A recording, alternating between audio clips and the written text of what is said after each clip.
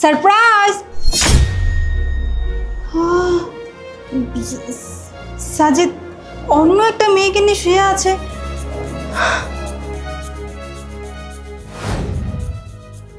কি ব্যাপার কবির, তুমি এখানে বসে আছো? আরে ভাবি, তুমি বিদেশ থেকে কখন আসলে? তুমি আমাকে আগে বলবো না, তাহলে তো আমি ভাইয়াকে গাড়ি নিয়ে পাঠিয়ে দিতাম। থাক, তোর ব্যাগে পাঠাতে হবে না। আচ্ছা আমাকে এটা বলো, তোমার ভাইয়া রুমে কাকে নিয়ে শুয়ে আছে? হোয়াট ভাবি, তুমি কি বলছো এগুলা? আমার জানার মতো ভাইয়া তোমাকে অনেক ভালোবাসে, ভাইয়া কখনো এটা করতে পারে না। আমি নিজের চোখে দেখেছি তোমার ভাইয়া আমাদের বেডরুমে একটা মেয়েকে নিয়ে শুয়ে আছে। আমি এটা কখনোই বিশ্বাস করি না। ভাইয়া কখনোই তোমাকে ঠকাতে পারে না। আমি জানি ভাইয়া তোমাকে অনেক ভালোবাসে। থাক, আমি যা দেখা দেখে আসছি। তোমার যদি বিশ্বাস না হয় তুমি আমার সঙ্গে চলো। ঠিক আছে চলো। হ্যাঁ চলো। দেখো, তোমাকে বলেছিলাম না তোমার ভাই আমাকে ধোঁকা দিচ্ছে। দেখো এবার,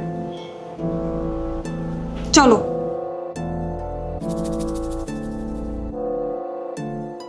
তোমাকে বলছি না তোমার ভাইয়া আমাকে ধোঁকা দিচ্ছে, আর তুমি কি বললা তোমার ভাই নাকি আমাকে ভালোবাসে।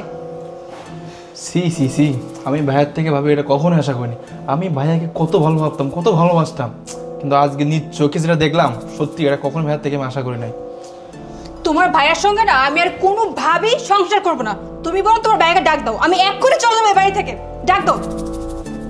ভাইয়া, ভাইয়া এদিকে আসো।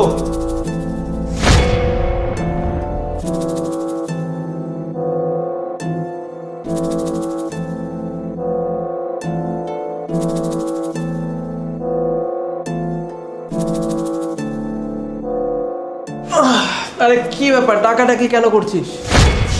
আরে তানহা, তুমি তুমি কখন আসছো? তুমি দেশে ফিরবে আমাকে জানাবে না? আমাকে জানালেই পারতে, আমি গাড়ি নিয়ে তোমাকে নিতে চলে যেতাম। কেন? আমি যদি তোমাকে আগে জানিয়ে আসতাম তাহলে তুমি অকাজগুলো করতে যেগুলো এতক্ষণ করছিলাম। মানে অকাজ মানে কি সব অকাজের কথা বলছো তুমি? আমি তো কিছুই বুঝতে পারছি না। দেখো সাজিদ, একদম নাটক করবে না। আর আমি খুব ভালো করে জানি যে এতক্ষণ তুমি কি করছিলে। আচ্ছা তুমি আমাকে একটা সত্যি করে বলো তো, তুমি কি আমাকে ভালোবাসো? হ্যাঁ, আমি তোমাকে অবশ্যই ভালোবাসি। আর তোমাকে ছাড়া আমি অন্য কাউকে কেনই বা ভালোবাসতে যাব? তুমি আমার প্রথম ভালোবাসা, আর তুমি আমার শেষ ভালোবাসা। তোমাকে ছাড়া আমি কখনো অন্য কোনো মেয়ের দিকে তাকাতে পারি বলো? তাই তুমি যদি আমাকে এতই ভালোবাসতে তাহলে তোমার বেডরুমে অন্য মেয়ে কি করছে? বেডরুমে অন্য একজন মেয়ে মানে আমি বুঝতে পারছি না সমস্যা কি। এই ভাই দেখ না, তোর ভাবি কি সব উল্টাপাল্টা কথা বলছে। আমার বেডরুমে নাকি অন্য একজন মেয়ে নিয়ে আমি শুয়ে আছি। এইসব কোনো কথা বলছো তুমি? শোনো, একদম মিথ্যা কথা বলবে না। আমি আর তোমার ভাই আমরা দুজন নিজ চোখে দেখে আসছি তুমি অন্যটা মেয়েকে নিয়ে শুয়ে আছো। তুমি এখন কেন মিথ্যা বলতেছো? সি ভাইয়া, তুমি এমন একটা কাজ করলে। আমি কখনো ভাবতে পারি না যে তুমি ভাবিকে ঠকাবে এইভাবে। হ্যাঁ, তোমাকে আমি কত ভালোবাসতাম বলো, তোমাকে কত সম্মান করতাম। ও তাহলে তোরা সব কিছু জেনেই ফেলেছিস না? অ্যাকচুয়ালি ও আমার গার্লফ্রেন্ড। গার্লফ্রেন্ড মানে? কতদিন ধরে চলছে এসব সম্পর্ক? তুমি তো মাঝে মধ্যেই অফিসের কাজে দেশের বাইরে থাকতা, আমার খুব একা একা লাগতো। ও আমাকে সঙ্গ দিত। আসলে একসঙ্গে কথা বলতে, একসঙ্গে অফিস করতে করতে আমরা দুজনা কখন যে ক্লোজ হয়ে যাই আমরা নিজে বুঝতে পারিনি। আর আমার গার্লফ্রেন্ডকে তুমি অনেক ভালো মতোই চেনো। তোমার গার্লফ্রেন্ড আমি চিনি মানে? কে তোমার গার্লফ্রেন্ড? হ্যাঁ, আমার পিএস সাদিয়া। চুপ! আর একটা কথা বলবে না তুমি। তুমি এক্ষুনি তোমার গার্লফ্রেন্ডকে ডাকো, আমি ওর সঙ্গে কথা বলছি। হ্যাঁ, ওকে আবার কেন ডাকতে হবে? বিষয়টা তো ক্লিয়ার হয়েই গেল। ওকে এর মাঝে টানার কোনো দরকার আছে?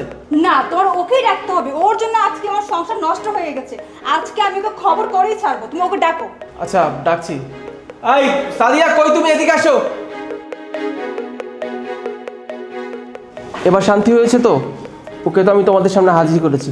এবার ওকে আমি বাড়িতে পাঠিয়ে দিই, কারণ এই বিষয়গুলো লোকজন জানাজানি হয়ে গেলে অফিসে আমাদের মান সম্মান থাকবে না। এটাই ভালো হয়। এই তুই মুখ কেন ডেকে রেখেছিস? তুই মুখ খুল। আমার স্বামীর সঙ্গে প্রশ্নটি করে এখানে লজ্জাপতির মতো মুখ ডেকে রাখছো না? মুখ খোলো।